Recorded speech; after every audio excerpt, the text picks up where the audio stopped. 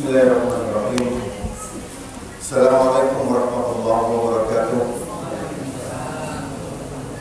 Alhamdulillahilladzi arsala rasulahu bil huda wa dinil haqq liyudhhirahu 'ala dini kulli walau karihal musyrikun. Asyhadu an la ilaha illallah wahdahu la syarika lah wa asyhadu anna Muhammadan 'abduhu wa rasuluh. Allahumma shalli wa sallim wa barik ala Muhammad wa ala alihi wa sahbihi ajma'in. Amma ba'd. Bapak-bapak, ibu-ibu, sepantasnya kita bersyukur kepada Allah dengan sebenar-benar syukur, karena syukur merupakan penambahan nikmat kita kepada Allah Subhanahu wa taala. Semakin banyak kita bersyukur, maka semakin banyak pula nikmat yang Allah berikan kepada kita.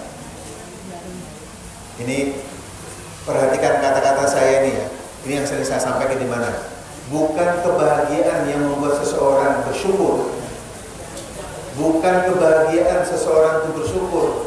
Begitu dapat rezeki bahagia lalu bersyukur.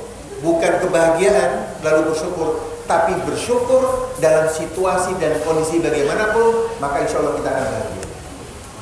Amun kita kada ada duit, mengeluh. Begitu dapat rezeki, alhamdulillah, bersyukuri. Jadi bukan kebahagiaan yang membuat seseorang bersyukur, tapi bersyukur dalam situasi dan kondisi bagaimanapun, maka insya Allah kita akan bahagia. Maka sepantasnya kita bersyukur kepada Allah dengan mengucapkan alhamdulillah. Yang kita hormati, yang kita muliakan, ini Ketua PDM Tanah Bumbu. Sebenarnya sudah lawas berdapat, cuma hanya ini ngobrolnya lawas ya. Kemudian ada orang yang paling sugih di Tanah Bumbu, karena orang sugih apapun tetap bayar pajaknya kepada ketua rajismu. Kalau di Islam itu ada namanya lembaga amil, bahasa kerennya pemungut zakat gitu, namanya amil. Itu kalau di Tanah Abang, premannya Tanah Abang, toko-toko itu pajaki semua kan ya. Tapi ini harus bayar zakatnya ke lembaga amil zakat. Jadi orang paling sugih di Muhammadiyah. Kita doakan mudah-mudahan panjang umur, sehat walafiat, zakatnya banyak, maka insya Allah tidak ada lagi orang miskin karena sejahtera baik. Ketua ranting Muhammadiyah sepakat. Ada ranting? Ada ya? Oh, kalah dia betul nanti yang banyak. Alhamdulillah, para ketua-ketua kampung, ibu-ibu, bapak-bapak, saudara-saudara, dan yang tidak akan saya tinggal, ini ada anak muda ketua Majelis Tabligh Muhammadiyah Tanah Bumbu. Ini masih bujang, orangnya bungas, bengkek, kawan diambil minantu. Mana tadi? Nah, itu orangnya. Saya sama si Hanan itu kalah tipis saja. Ini apa sekot ulun kada. Yang mulai bungas itu sekotnya itu nah. Jamaah Masjid Al-Muttaqin daerah desa Sepakat ya, Sepakat.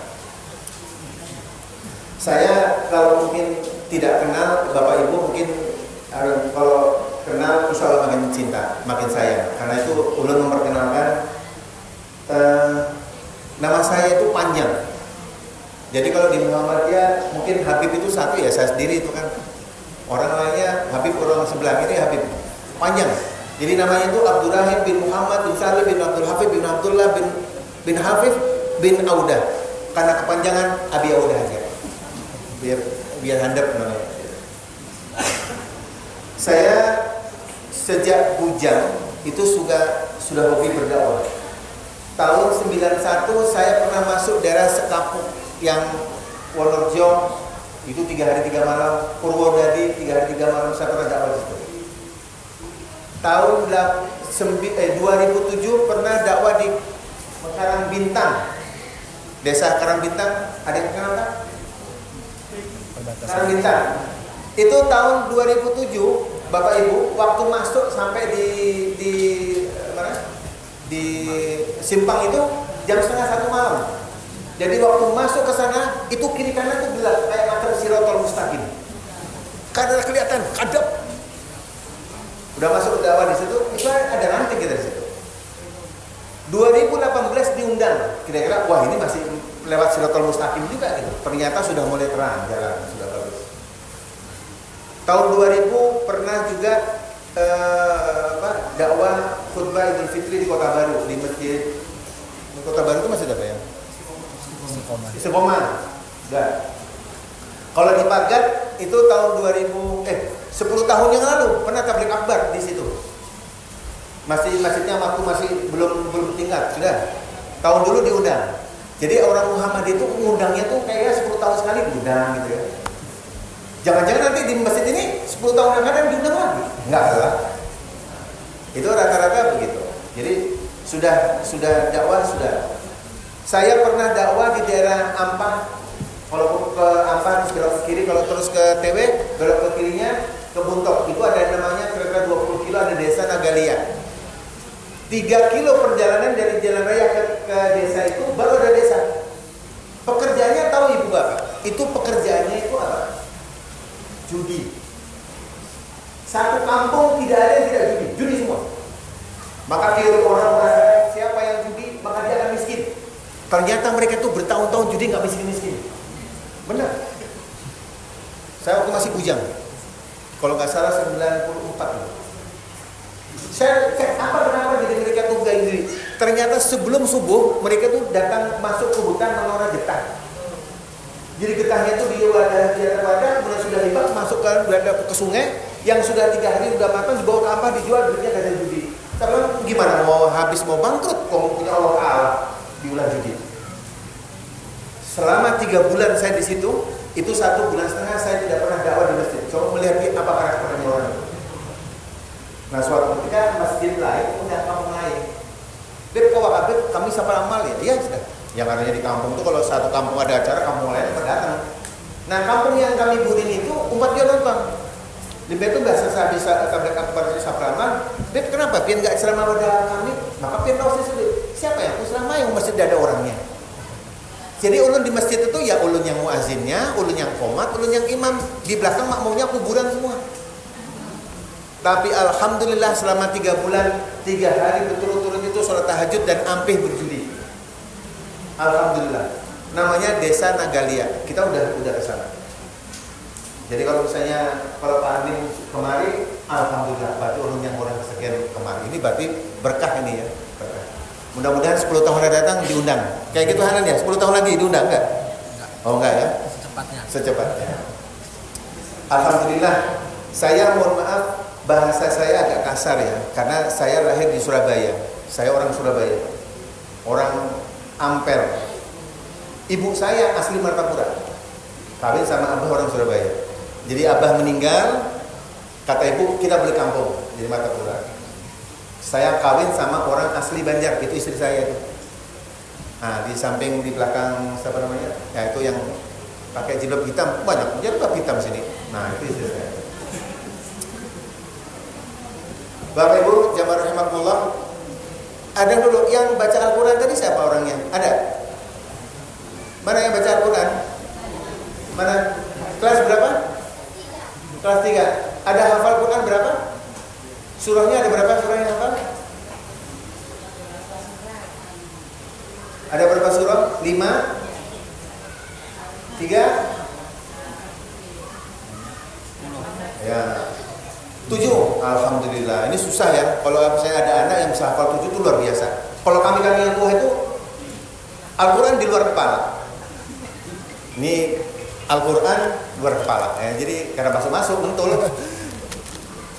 Ya, siapa namanya? Aida. Sini Aida, sini. Sini. Jangan pernah berhenti tuh baca Al-Quran ya, kalau itu menghafal. Ikam ambil duit sama kakak Hanan 50.000, ini buat Ikam. Nah, ya sudah. Mudah-mudahan semangat belajarnya ya. Ulunnya cuma menyuruh aja, duitnya orang juga.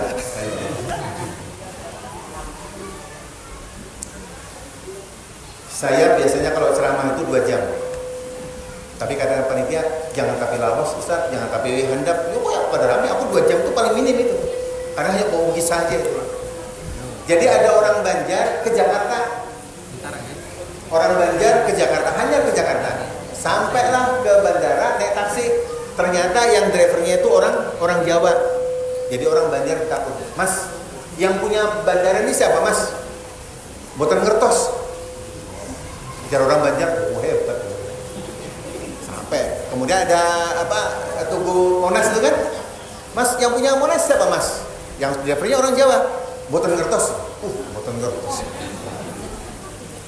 Ada yang gedung, gitu kan ya. Mas, yang punya gedung ini siapa mas? Boten ngertos. Hebat boten ngertos inilah ya. Ya orang Banjar kan tahu kan. Hebat, boten ngertos. Berarti kira-kira orang Jakarta ini dikuasain boten ngertos. Boten ngertos. Pas sampai sore, kemudian dia naik taksi lagi, ketemu orang Jawa lagi. Nggak taunya ada ambulan. Ada ambulan bawa mayat, nging. Mas, siapa yang meninggal mas? Boten ngertos. Nah, boten ngertos saya mati sudah sekalinya ya. Jadi nanti saya kalau menggunakan bahasa Jawa, dan bahasa Jawa itu bahasa Surabaya, haram maklum ya. Saya karena boten ngertos bahasa halus, bahasa Jawa Romo Tinggir, boten ngertos. Saya bisanya cuma bahasa Jawa. Bapak Ibu jamaah rahimakumullah, kita mungkin insya Allah besok sudah mulai terawih ya. Sudah terawih. Maka dalam waktu ini kita harus menyiapkan diri kita menyambut tibanya bulan suci Ramadan, agar Ramadan kita itu tidak sia-sia. Tidak sia-sia. Saya setiap ceramah saya mensosialisasikan hasil tarjih. Kalau subuh jam berapa sini? Jam 5? Tapi kalau di Muhammadiyah itu kan nunggu berapa menit? 8 menit baru azan. Jadi gini, ini belum masuk materi ya, supaya Bapak Ibu paham kenapa diundur. Dulu kalau waktu subuh itu orang Muhammadiyah tarjih itu memandang kesungsungan masih gelap, maka diundurlah 8 menit. 8 menit dari mana? Jadi kalau umpamanya di sini ini bulan ya, masuk dari sini. Jadi minus 20 masuk subuh. Jadi kalau NU Arab Saudi itu minus 20 sudah masuk subuh. Tapi tarjih memandang kesungsungan, maka dinaikkanlah minus 2 derajat, jadi minus 18 derajat. Dari minus 20 menjadi 18 derajat. 1 derajatnya 4 menit. Berarti kalau 2 derajat berapa? 8 menit. Jadi kalau sudah minus 18 baru azan. Gitu ya. Jadi supaya kenapa diundur? Karena masih kesungsungan agak gelap. Jadi diundur 2 derajat. Nunggu 2 derajat minus 18 baru azan. 1 derajatnya itu waktunya 4 menit. Kalau 2 derajat berarti 8 menit. Sudah masuk subuh. Bapak Ibu rahimakumullah, kalau sudah berbicara subuh, ini kalau macam kita bahari itu, Bapak Ibu ya, kalau macam kita sekolah didoakan kuitan, mudahan jadi anak yang soleh, sugih, sukses. Itu kalau kuitan mendoakan kita, kita himung itu. Atau kita juga mendoakan anak kita, karena kita senang itu. Kalau kita didoakan tuan guru, ustadz, mudahan jadi anak soleh, mudahan jadi anak alim ulama, kita senang itu. Karena yang mendoakan tuan guru, ustadz. Bapak Ibu, saya mau tanya, mau nggak didoakan malaikat? Mau? Itu didoain untuk kita himung, apalagi kalau malaikat mendoakan, gampang. Kalau umpamanya di bulan Ramadan agak susah, sekarang di bulan Ramadan subuh itu sudah bangun, sudah datang ke masjid. Maka biasakan sebelum ke masjid siapkan uang infak. Hatta 2.000. Seberapa kita mampu? Berinfaklah sesuai dengan kemampuan kita. Fistarra'i wad-dar. Kau mampu berapa, kau tidak mampu berapa. Itu kalau ini hadisnya sahih. Barang siapa yang berinfak di subuh hari, subuh itu 2 malaikat turun. Satu malaikat mengatakan, Allahumma anfik munfikar, Allahumma a'ti munfikar. Ya Allah, berikan orang yang berlipat ganda orang yang berinfak di subuh hari. Itu malaikat yang mendoain. Malaikat yang mendoain. Kalau Bapak ingin didoakan malaikat setiap hari, maka berinfaklah setiap hari, yauman bi yaumin afdalu dzalik. Berinfaklah sedikit demi sedikit, tapi saban hari. Setiap hari ini langsung diberi doa oleh malaikat. Saya mau mengasih contoh supaya Bapak Ibu yakin ya. Tahu sama Abu Lahab?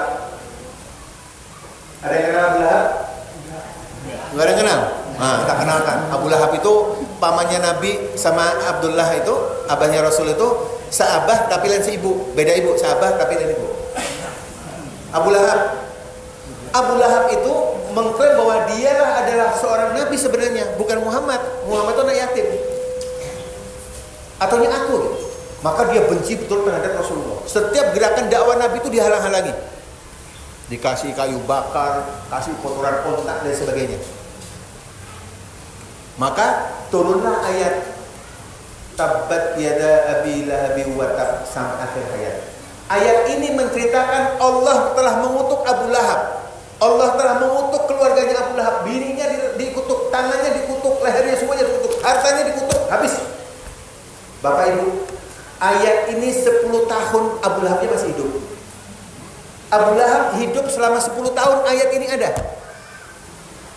Andai kata Abu Lahab 10 tahun pikir, aku dikutukin sebagainya. Lalu ada ini, ya ahlal Makkah, fa inni asyhadu an la ilaha illallah wa asyhadu anna Muhammadar Rasulullah. Kata Abu Lahab, hai ahlal Makkah, aku bersaksi bahwa tidak ada Tuhan selain Allah dan Muhammad itu Rasulullah. Maka ayat itu runtuh, Muhammad itu dusta. Kenapa Abu Lahabnya beriman? Ini selama 10 tahun ibu-ibu, bapak-bapak, Abu Lahabnya tidak beriman bahwa memang Al-Quran ini firman Allah Ta'ala adalah otentik, memang wahyu dari Allah Subhanahu wa Ta'ala. Abu Lahab itu hidup selama 10 tahun baru meninggal. Ayat itu dia tahu dan dia hafal, dia baca, tapi tidak beriman. Andai kata dia waktu mengucapkan di Mekah itu syahadat, sudah bubar. Ternyata tuh Abu Lahab dia beriman, batal ya. Tapi selama 10 tahun ayat itu hadir, bahkan Abu Lahabnya hafal terhadap surah itu, dia tidak beriman bahwa Al-Quran ini otentik dari Allah Subhanahu wa Ta'ala. La tukhliful mi'at, Allah tidak akan mengingkari janji-janjinya, tetap sudah. Berarti Al-Quran itu apa? Otentik ya, asli ya. Kalau Allah sudah berfirman, berarti itu pasti. Udah pasti. Jadi apalagi kalau misalnya malaikat, dan itu disampaikan dalam hadis Nabi, barang siapa yang berinfak di subuh hari, maka malaikat berdoa, Allahumma a'ti munfikon kholafa. Ya Allah, berikan orang yang berinfak itu berlipat ganda. Allah berfirman di ayat lain, wa ma anfaqtum min syai'in fawahibu. Barang apa saja yang kau infakkan, Allah pasti ganti. Itu janji Allah. Maka ketika kita berinfak, jangan mikir mau diganti berapa, udah Allah pasti ganti. Allah nanti akan berganti jauh lebih baik. Kalau manusia janji, itu boleh jadi diingkari. Aku pinjamlah 50, siap deh dipinjam 50, belum tentu aku ganti. Manusia. Tapi kan aku ganti juga, tenang ya. Tapi kalau Allah berjanji, la tukhliful mi'at, Allah tidak akan pernah mengingkari janjinya. Jadi kesempatan paling baik nanti di bulan Ramadan, subuh sebelum ke masjid berinfaklah. Ada kotak amal di sini, masukkan. Bila ada celengan lewat, jangan dicelengi. Paham kan? Anda ke masjid ada celengan di buka, dicelengi. Ini aja kapan hari menjaga lawang, celengi itu. Jangan dicelengi, masukkan duitnya. Seberapa kita? 2.000. Apa? Berinfaklah yauman bi yaumin afdalul dzalik. Kata Nabi, berinfaklah sedikit demi sedikit, tapi saben hari itu lebih baik dibanding kau hari ini kau berinfak, besok kau mut. Nah, tadi sudah kau kan habis sudah, kata lagi. Sedikit tapi sedikit tapi. Mudah-mudahan di bulan Ramadan ini kita untuk gemar berinfak. Karena infaknya di bulan Ramadan itu berlipat-lipat ganda pahalanya, sangat luar biasa. Ibadah yang sholat sunnah, yang sunnahnya dilipatkan, apalagi yang fardu itu bisa dilipat-lipat ganda. Ada satu sahabat yang namanya Nuaim.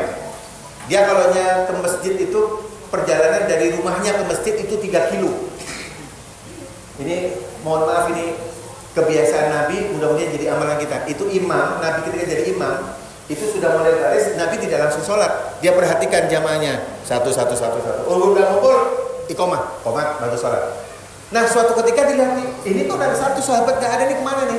Mana nih? Oh, belum datang ya Rasul, kita tunggu. Mana orangnya? Belum datang ya Rasul, kita tunggu. Sampai sudah agak siang, udah kita sholat saja. Begitu sholat selesai, sholat subuh selesai, ditanya, sudah datang? Belum ya Rasul? Wah, ini bisa sakit ini.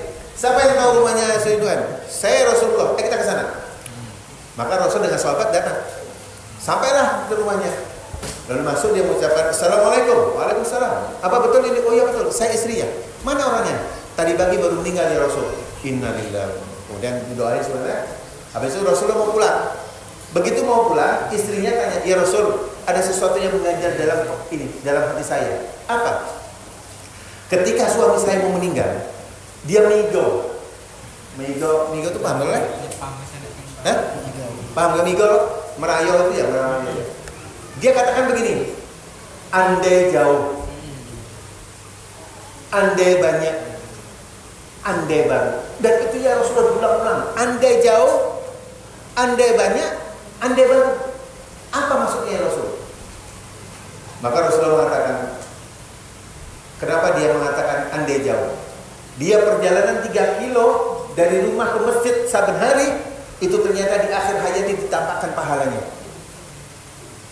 Maka dia katakan, itu 3 kilo sudah jauh. Andai jauh lagi, itu lebih banyak nih pahalanya. Dia menyesal, kenapa yang para masjid gak ke masjid? Nah 3 kilo aja ternyata pahalanya lebih besar lagi. Jadi kalau orang bahari itu, kalau para masjid, yang muter-muter dulu supaya kelihatan kelapa jauh gitu kan, ada masjid. Ulun kadang menyinggung Pak, tapi ini kenyataannya di Banjar banyak kalau orang masjid, gak pernah ke masjid. Ada itu. Andai banyak. Ternyata Nu'aim itu ketika pagi-pagi mau ke pasar, dia dibekali sama istrinya 2 roti. Ternyata dalam perjalanan ada orang miskin gak punya, maka dia beri separuh. Separuhnya buat dia perjalanan. Dan itu kebiasaan sebenarnya. Tapi di akhir hayatnya ditampakkan separuh itu dapat pahala. Ada ganjaran, makanya nyesel. Andai banyak. Kenapa separuh? Tapi kan sudah hampir mati dia, nggak bisa. Kemudian ada pun dia mengatakan andai baru. Dia pagi ke masjid, ternyata suasananya dingin. Maka dia pakai mantel yang bekas, ada mantel yang hanyar. Ya oke, keluar.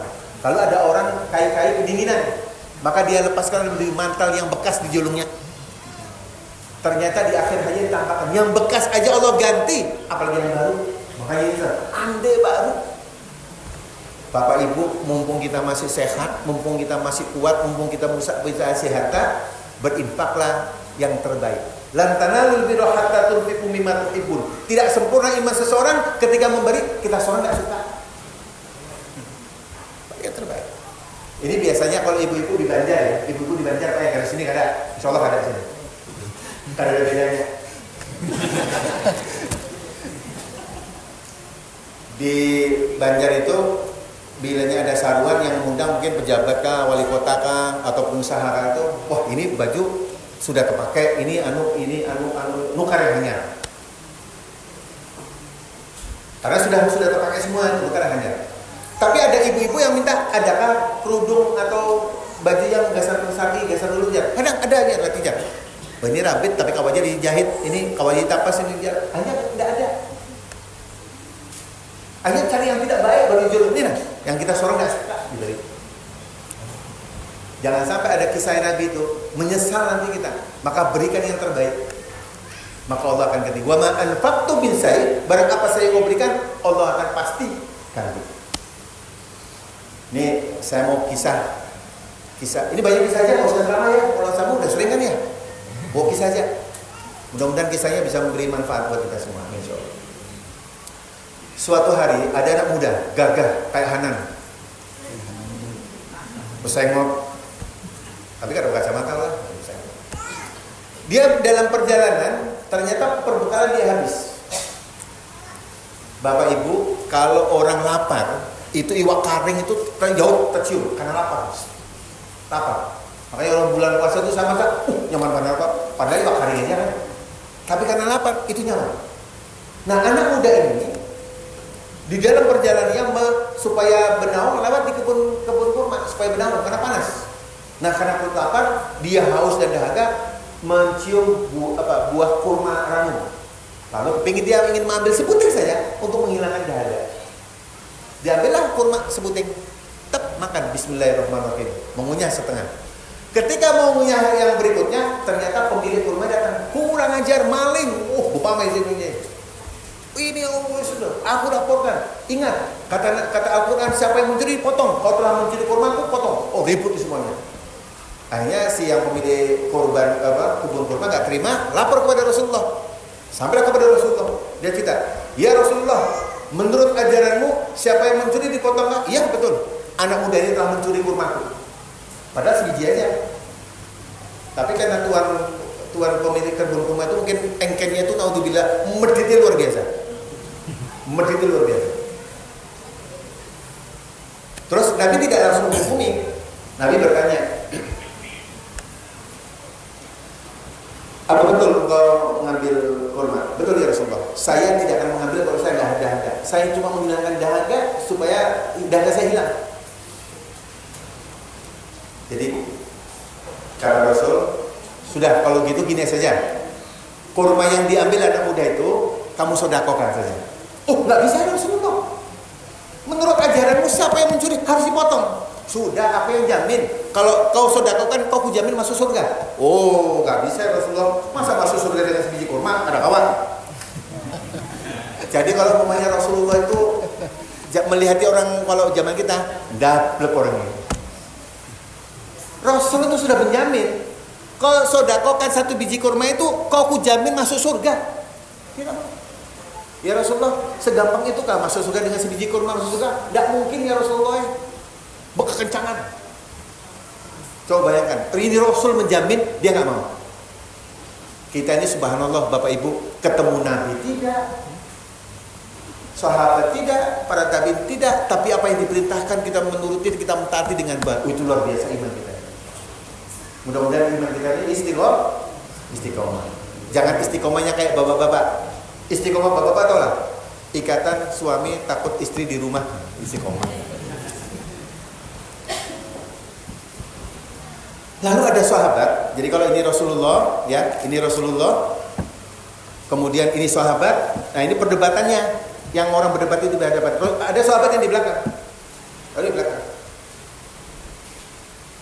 Mendengar kata hanya satu biji kurma, itu dijamin Rasulullah masuk surga. Sahabat langsung berlomba-lomba. Ya Rasulullah, apakah berlaku untuk saya? Kalau misalnya kurma itu saya berlaku.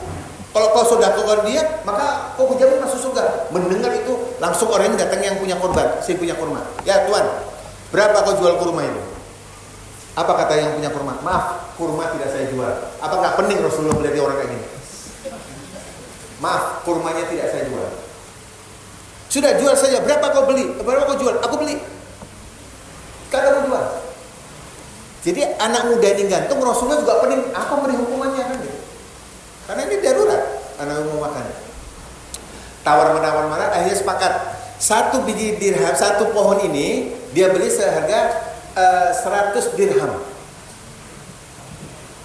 Tapi kau harus membayar berapa jumlah pohon yang ada di kebun ini. Dan kau cuma mendapatkan satu. Lah karena sahabat ini masuk surga, dia beli semuanya. Dia cuma dapatkan satu pohon kurma ini. Dia beli berapa? Dia bayar. Ya Rasulullah, pohon kurma ini sudah menjadi saya. Dan kurma orang yang dimakan anak muda ini, saya sedekahkan. Maka kata Nabi mengatakan, engkau kujamin masuk surga. Jadi hanya satu biji kurma, dia terhalang dari api neraka, dia masuk surga. Apalagi kalau misalnya dia itu berinfak, membukakan puasa di bulan Ramadan selama 30 hari, 30 hari, membukakan puasa dengan kurma, itu berapa kurma? Mudah-mudahan dia penghalang daripada api. Bapak Ibu, saya memberikan satu ilustrasi ya. Islam itu, kalau kita lihat ini apa namanya, matahari itu kalau dia menyinari dan ada kaca, matahari masuk ke masjid nggak? Cahayanya itu masuk kan? Karena ada gitu. Tapi kalau misalnya matahari itu menyinari lalu terhindar di dia, maka cahaya itu berpusing, nggak masuk ke dalam, dia berpaling. Jadi cahaya matahari itu sama dengan Al-Quran, dia memberikan pencerahan. Ternyata orang yang punya kurma itu sudah diberikan Rasulullah jaminan, ini aku jamin, tapi dia mentul hidayahnya, maka orang lain dapat mentulannya. Paham kan? Mudah-mudahan kita termasuk orang yang mendapatkan cahaya Al-Qur'an. Bapak Ibu tidak usah iri ada orang hidup di Banjar yang zakat sogodakonya banyak, tidak usah. Sedikit tapi yauman bi yaumin afdalul dzalik. Sedikit demi sedikit tapi saben hari itu jauh lebih. Apa cukupkah kita? Kalau makanannya sudah dingin kita nyaman, apalagi makan kambing, beku kambingnya sudah. Jadi bulan puasa ini luar biasa kalau kita bersedekah berinfak. Karena infak itu ya, Ibu ya, saya mau kasih substansinya. Infak itu untuk kita, bukan untuk penerima. Kalau umpamanya saya mengasih minuman ke Hanan, Nan kamu ambil Nan, bukan menyamani Hanan. Sedekah itu untuk kita. Bahari waktu Covid-19 berapa tahun 2000 ya? Covid 2021. Mohon maaf Bu. Orang mau bayar zakat fitrah di Banjar tuh keliling, semua masjid tutup. Satu pun masjid dia bingung. Aku harus mau bayar zakat kemana? Sampai setengah 1 malam. Tidak ada yang buat bayar. Masjid semua tutup. Muhammadiyah masjidnya tutup. Ada orang yang jadi mau bayar zakat. Zakat mal tutup semuanya. Makanya ada Nabi mengatakan, nanti suatu zaman ada orang yang bersedekah sampai satu pun tidak ada menerima. Sebenarnya nggak usah akhir zaman. Ternyata di Covid tadi satu masjid ada yang buka masjid mau sedekah sama siapa? Sekarang kalau ada panitia bangun ada masjid tuh ada yang mau dibangun, ada orang mau menerima kasih. Kalau masjidnya tuntung lalu bawa duit, ya Ustaz aku ini ada duit kan? Masjidnya tuntung. Mumpung masih ada yang menerima berinfaklah. Saya doakan yang sudah haji mudah-mudahan hajinya mabrur, yang umroh mabrur, yang belum mudah-mudahan bisa umroh dan haji. Bapak Ibu yang sudah pernah umroh mungkin melihat, kalau belum tak ceritain. Di Mekah Madinah itu tidak ada satu kota amal pun tidak ada. Tapi orang kita pindah musik, mana kota amal lagi? Mana aku nak masuk kota amal? Tidak ada.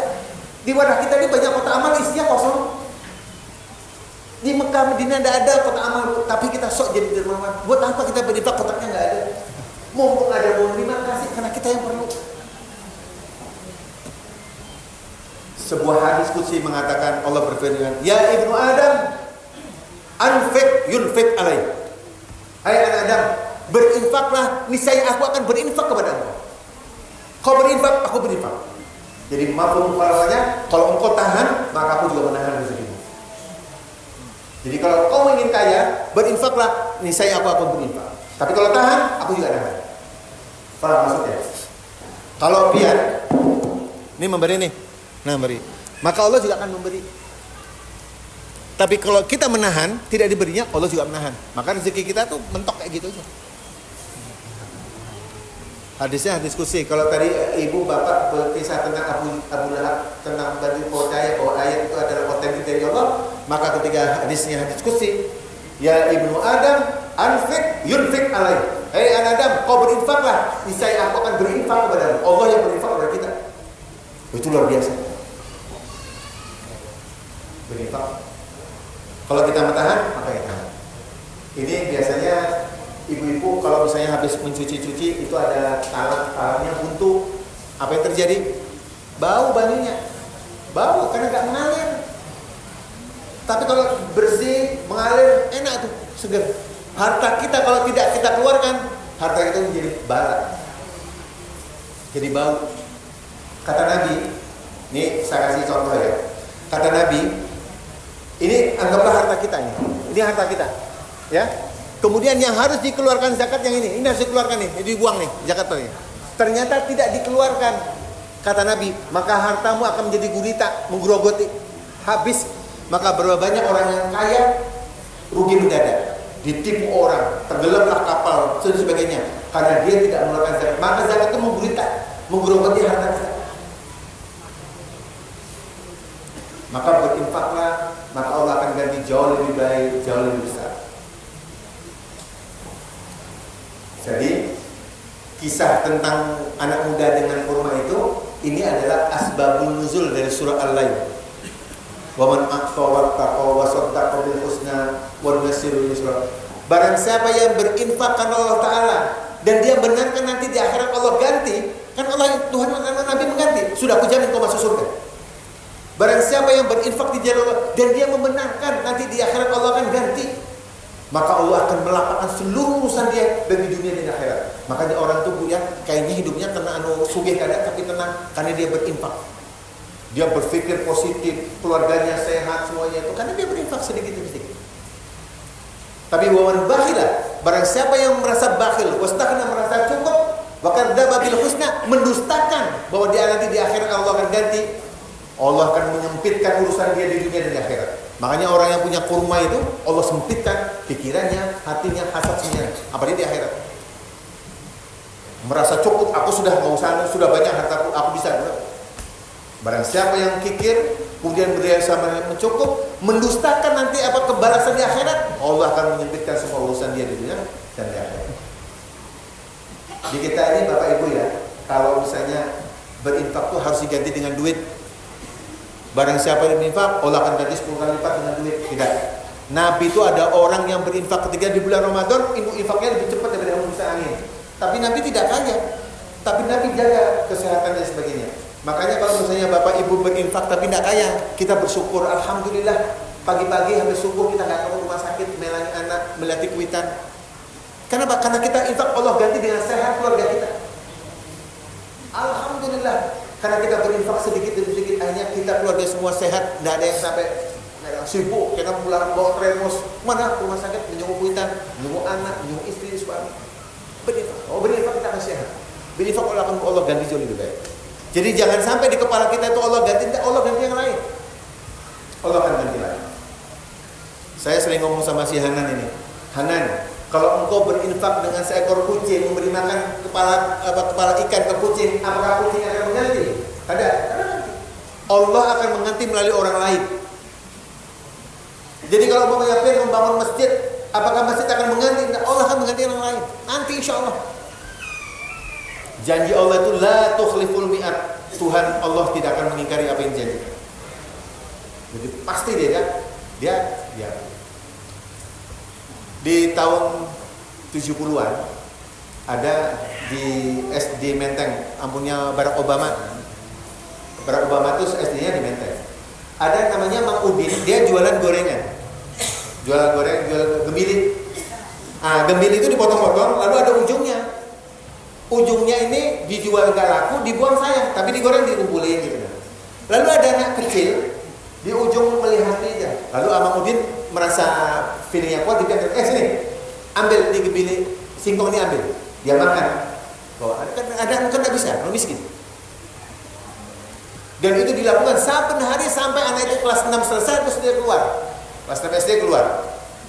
Setelah 20 tahun, ternyata Mang Udin tetap jualan gorengan. Datang anak muda dengan membawa mobil mewah. Turun anak muda. Kata Mang Udin, karena sudah 20 tahun nggak ketemu, pian nukar apa aja? Nggak beli apa-apa. Paman ingat saya nggak, Mang Udin? Enggak ya. Man, saya yang dulu yang pengen beli, saya kalau baca cerita itu nangis saya. Pian yang beli ujung gembili itu, yang biar pian dijual nggak laku dibuang sayang, yang ulun nanti itu, ini orangnya aja. Tak kaget Mang Udinnya. Ternyata, alhamdulillah karena pian itu ulun bisa belajar dengan seksama, dengan sukses, sehingga ulun jadi sukses. Pian tahun ini ulun daftarkan sama ibu naik haji. Luar biasa itu. Lalu dalam minggu berikutnya sudah daftar semuanya, lalu syukuran berangkat haji. Jadi Mang Udinnya pidato, bapak-bapak, ibu-ibu, jangan Mang Udinnya yang jual-jual. Dulu 20 tahun yang lalu ini anak muda ini itu sering saya kasih ujungnya gembili. Ujungnya itu loh. Ujungnya aja saya kasih dulu ujungnya sampai dari sapinya keluar. Ternyata Allah ganti saya dengan naik haji dengan istri. Nyesel kenapa saya ujungnya aja. Ini kisah beneran itu. Boleh cari di Google itu kisah beneran. Nyesal dia memberikan yang di ujungnya. Kenapa nggak seluruhnya? Ternyata di ujungnya aja Allah ganti dia naik haji suami istri dengan anak muda. Iya. Jadi jangan dianggap remeh, sedekah luar biasa. Kalau kita mau mati, itu kalau di dalam surah Al-Munafikun apa semuanya itu, surah Al-Munafikun itu di ayat yang ke-10. Itu nanti ada seorang yang sudah mau meninggal, mau sekaratul maut. Kata orang itu, ya Allah, bisakah kau tangguhkan aku untuk waktu sejak aja, biar aku bisa bersedekah. Jangan kau matikan aku karena aku ingin bersedekah. Jadi jangan dianggap remeh, sedekah itu sangat luar biasa. Makanya Bapak Ibu, mumpung masih ada masjid yang mau dibangun, mumpung masih ada, maka berinfak. Nggak usah banyak, ada berapa dikit, sumbangkan. Kalau masjid sudah terbangun, tidak ada artinya. Masih belum bangun. Karena sedekah itu untuk kita.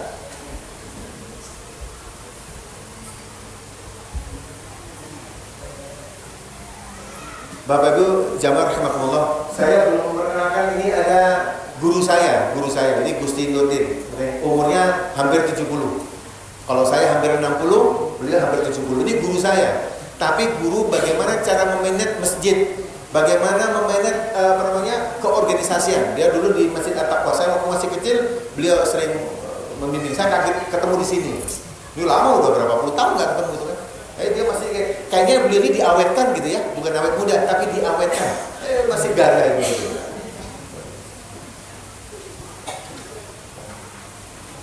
Ya, ahlan wa sahlan.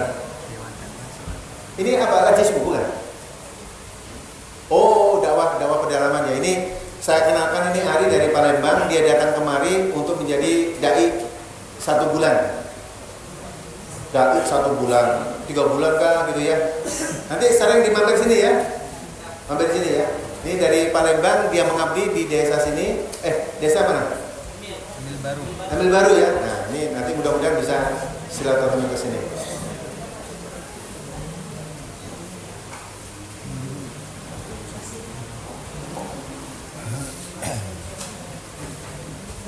Jam 11 sudah, gimana? Cukup? Semalam janjinya 30 menit. Gimana? Terakhir penutup ya.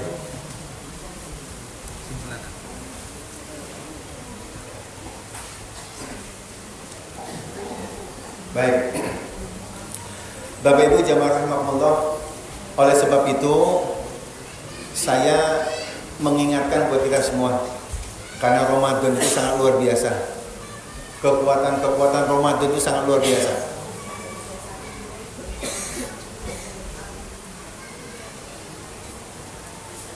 Mari kita manfaatkan momen Ramadan dengan sebaik-baiknya. Bapak Ibu pernah dengar nggak tentang Lailatul Qadar? Halo? Tahu kan Lailatul Qadar?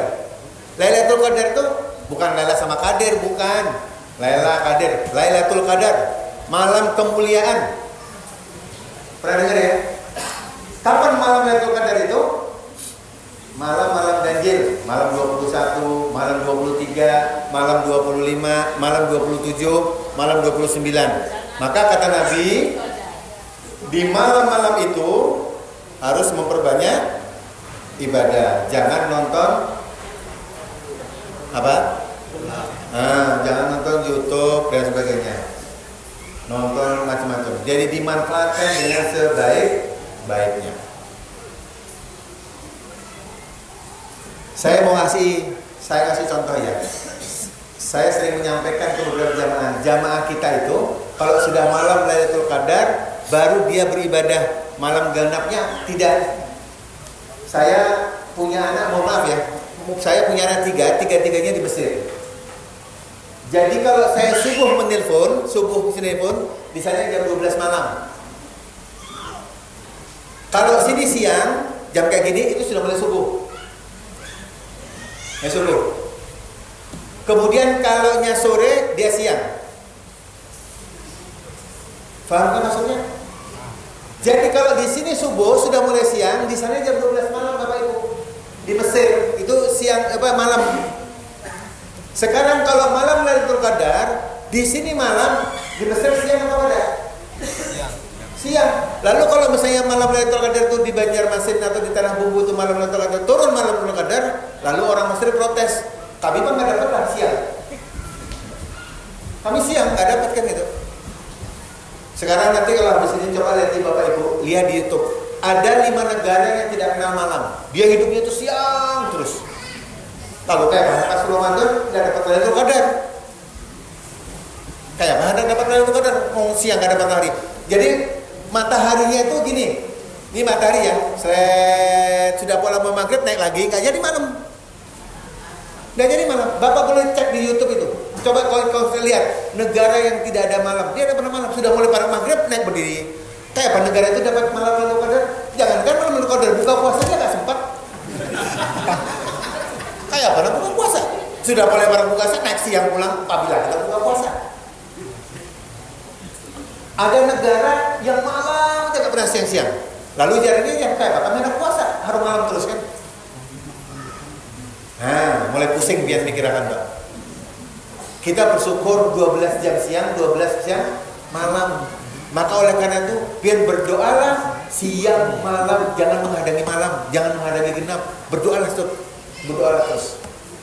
Bapak Ibu, kekuatan doa di bulan Ramadan itu sangat luar biasa.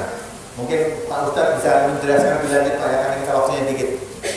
Di dalam Al-Quran surah Al-Baqarah ayat 183, Allah berfirman, A'udzubillahi minasyaitonirrajim.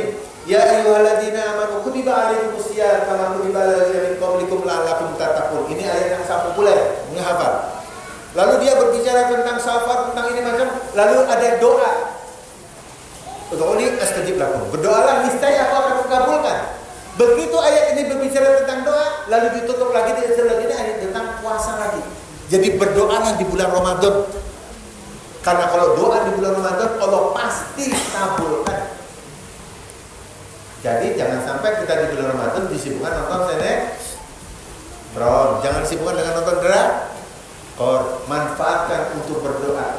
Karena malam Lailatul Qadar itu tidak harus malam Pak, boleh dia pagi bisa siang. Di Mekah itu siang, kita malam. Kita dapat Lailatul Qadar, orang Mekah hamuk. Oh, tahu lah ikam. Islam itu lahir di Mekah, masa ikam yang dapat Lailatul Qadar aku kada? Malam Lailatul Qadar dapat di Mekah malam, kita siang. Di mana keadilannya? Sudah berdoa saja, nanti biar Allah yang kasih. Jadi kalau bisa mulai awal Ramadan sampai akhir Ramadan, perbanyaklah beribadah, baca doa, baca sholat. Siapa tahu di antara itu malam itu kemuliaan akan maka kita ada. Ustaz luar biasa. Salamun ya hatta. Kalau sudah selamat selesai sudah ya. Mudah-mudahan ya kita bisa memanfaatkan bulan Ramadan dengan sebaik-baiknya. Supaya kalian jangan bosan, kita akhiri bisa diundang lagi kira-kira 3 bulan, jangan sampai 10 tahun mengundang orang ya. Mereka tagih ya. Kalau dikatakan berapa? 8 tahun undang lagi. 9 tahun undang lagi. Kemudian di mana lagi? Itu ada. Saya pernah tabligh akbar di daerah Masjid Al-Jihad Amuntai. Lalu semalam diundang lagi tabligh akbar. Saya bilang dulu 20 tahun yang lalu saya pernah tuh khutbah di sini, tabligh akbar di sini, khutbah Idul Fitri pernah di sini. Jadi membuat jamaah itu tidak ngaku. Karena kenapa namanya kan ini ya. Tapi di dalam naskah teks khutbah ulun yang 20 tahun itu namanya lengkap Abdurrahim. Maka dari panitia, Ustaz ini kan ada pian teks khutbahnya masih ada 20 tahun yang lalu. Iya betul. Bahkan kan nggak ada foto, nggak ada namanya saya. Makanya akan bingung. Kemudian pernah tabligh akbar dan juga sholat Idul Fitri, Idul Adha di Masjid Al Amin Al Biu. Saya ternyata ini Ustaz takbir masih ada. Jadi saya sudah mulai dulu dakwah sudah. Cuma namanya lengkap, makanya dari banyak-banyak nggak biar udah aja supaya mudah diingat. Mudah-mudahan di Masjid Al-Mutakin tidak 20 tahun mengundang saya lagi. Loh, kok amin? Berarti nggak undang lagi nih. Kalau misalnya 20 tahun berarti sudah berapa puluh tahun karena baru diundang lagi ya. Yang mudah-mudahan kita semuanya kita berdoa, mudah-mudahan kita Ramadan full puasa kita, kemudian diberikan kesehatan dan termasuk orang-orang yang mutakin. Kalau sudah mutakin itu luar biasa. Umar bin Khattab mengatakan ini. Makna mutakin, orang-orang yang bertakwa itu adalah orang yang berjalan di jalan raya, dia pelan-pelan hati-hati kalau ada duri. Dia takut ada duri, dia hati-hati. Maka orang yang mutakin, dia hati-hati mana yang subhat, mana yang haram, mana yang halal. Dia hati-hati dalam makan. Jangan sampai terjerumus atau kena duri. Ini kata Umar bin Khattab. Yang kedua kata Umar bin Khattab berkenaan dengan Ramadan tentang doa tadi. Terkadang kita ini kalau berdoa tidak dikabulkan putus saja. Gasan apa juga berdoa tetap aja miskin. Bapak berdoa tetap aja anak mul karena pintar-pintar. Berusaha berdoa gagal terus panen dan sebagainya. Umar bin Khattab mengatakan ini, aku tidak takut ketika doaku tidak dikabulkan oleh Allah Subhanahu wa taala. Aku tidak takut.